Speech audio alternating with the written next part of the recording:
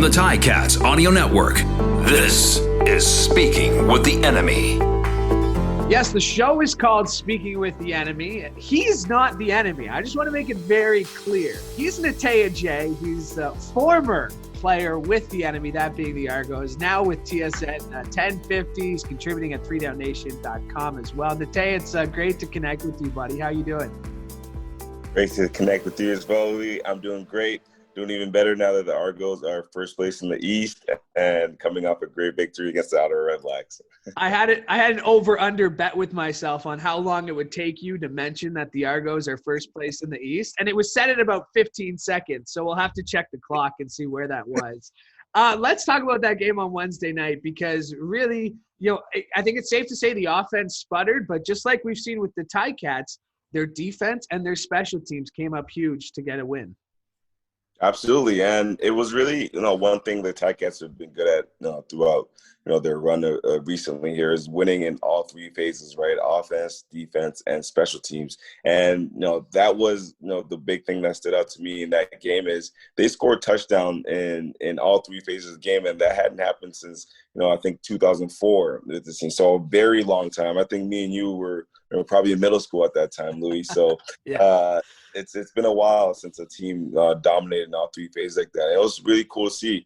I mean, Chris Jones, the big entry going into the game was, okay, Caleb Evans, impressive first start. How is he going to fare when he, went up against a Chris Jones-led defense, right? And on the other side, Chris Jones is like, man, I'm a veteran in this league. There's no way I'm letting a rookie quarterback come out here and embarrass me, right? So, in the first half, Evans looked good. He looked poised. He was getting the ball out of his hands quickly. You can tell he was coached up well. But in that second half, he hadn't had to deal with adversity yet in this league. And the team was down, and he was kind of forced to have to throw, and you saw the mistakes start creeping up. So, we'll give that matchup to Chris Jones, 1-0 Chris Jones. Caleb Evans, it looks like he'll have a future in this league. He has a lot of talent, and I think they'll really try to develop him. But right now, Chris Jones has the advantage. And it was a great win. All three phases played well. Offense is probably a little angry because they probably felt like they could have did more. But you have to give credit to Ottawa's defense. They came ready to play. And, overall, you can never be too mad about a win. Yeah, and you just have to think, what if Caleb Evans started week one, right? I feel like the East, as exciting as the East is right now, I just feel like it would be that much more entertaining. I mean, all things considered, we don't know. He's only played 2 games, but he did look good against the Argos. But the Argos got the win, and you mentioned it. They're first in the East. How big is this game on Monday for the Argos? Third against the Ticats. How big are they looking at this one? Yeah, it's a massive game. It's no bones about it. But the thing is, every game I talk to guys around the team, right? Every game you go into is really important because it's professional football, and you understand what's at stake because you never know which game is going to decide whether you get into the playoffs or not, right? So you want to go into each game with the mindset that this is the most important game. But anytime you play the Ticats, you always sense the sense of urgency rise up in the building just because the history between the two teams, the history between the two cities, and this rivalry goes way back. But right now, honestly, I won't make excuses for the team, Louis, but you guys having 10 games, 10 days rest, us coming off a victory, literally 5 days ago. It's a scheduling issue. I would say I'm not going to make excuses for the team, but if the Argos are able to win this game, it's going to go a long way into deciding how the East shapes up throughout this season. Steve Milton and I have been talking about that all week here, down at the stadium. And it's just like, Montreal's got 3 games left with Ottawa, and who knows, Ottawa could fight back, but those games could go all Montreal's way. You got the Argos and the Ticats trying to keep pace with them. I mean, it seems like this is one of those games that could determine, like you said, when you're looking back and, who's hosting the East final. Well, It may come down to this game. Yeah, absolutely. And it's funny because, a few weeks ago, Montreal's looking at those games against Montreal's looking at those games against Ottawa and thinking, man, we got that in the bag. They don't even know who their quarterback's going to be. They got a receiver playing quarterback. We got that in the bag. But now, I mean, they're got to be like, okay, like we got to take every game serious because they got a guy that they like back there, and he looks okay. So it's kind of changed the landscape of things a bit. And lucky enough for them, they were able to get that win against you guys, last week because if they don't win that game, I don't know what their outlook is on this season, right? Then you start, kind of having guys check out a little bit and, wondering, oh man, okay, we're not going to be in the playoffs. But now they've got that life, that energy back.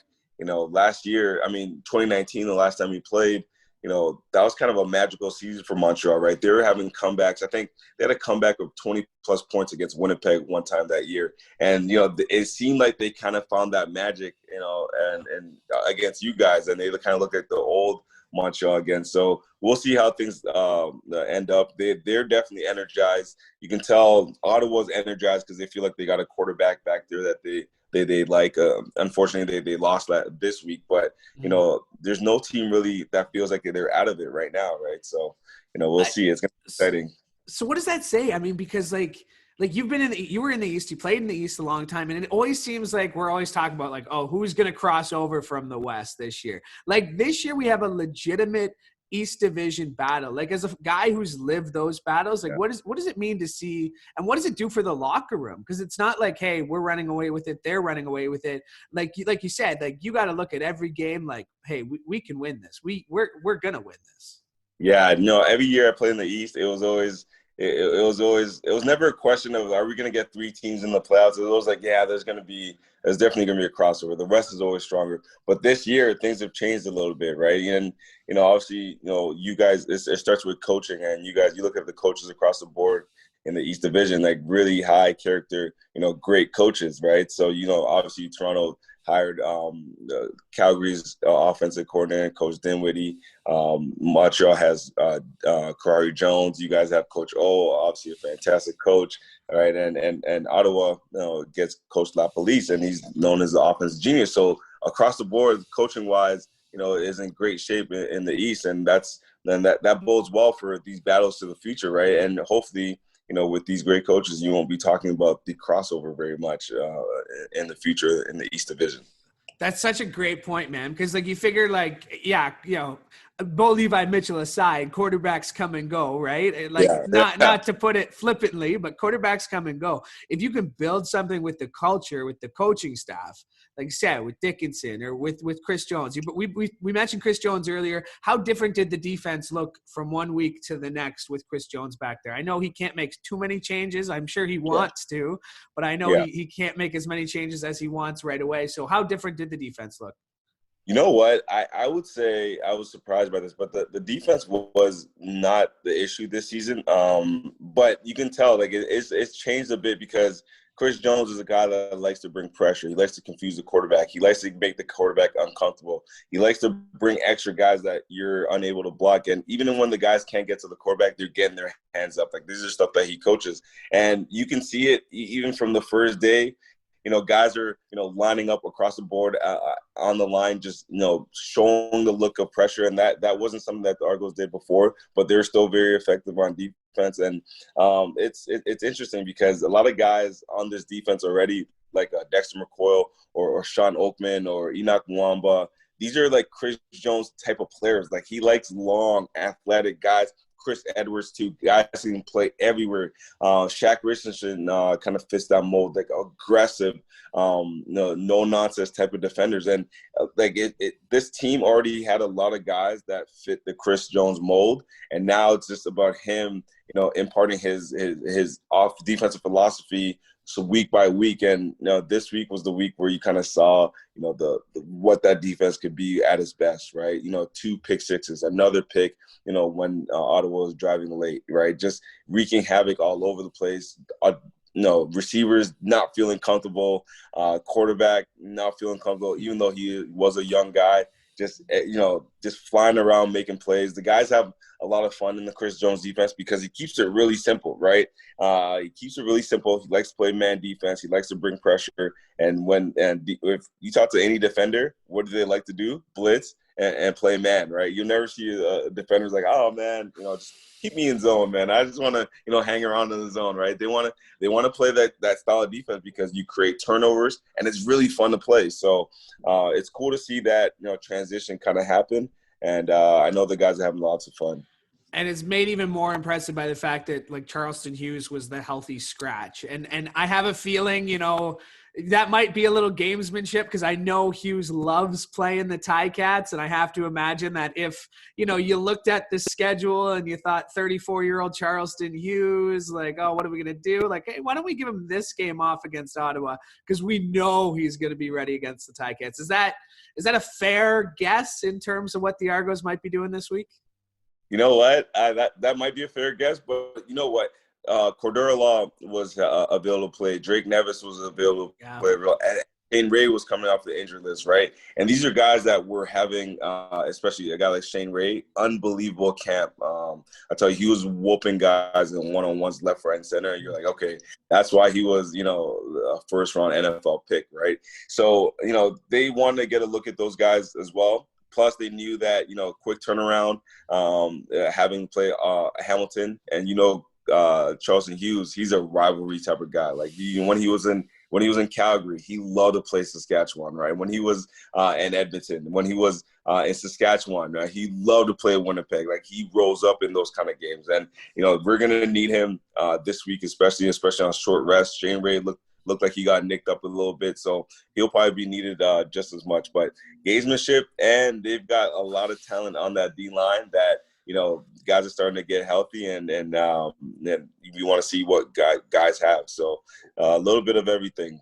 And we'll see. We've been watching practice this week. It looks like Chris Van Zyl might be coming back. So another huge matchup to watch if big number 54 can come back against his former team in the Argos. Louie, Chris Van Zyl and Charleston Hughes, my rookie year, I saw those guys going at it like it was Game 7 of the World Series or it was a Super Bowl. So that's going to be a fun battle.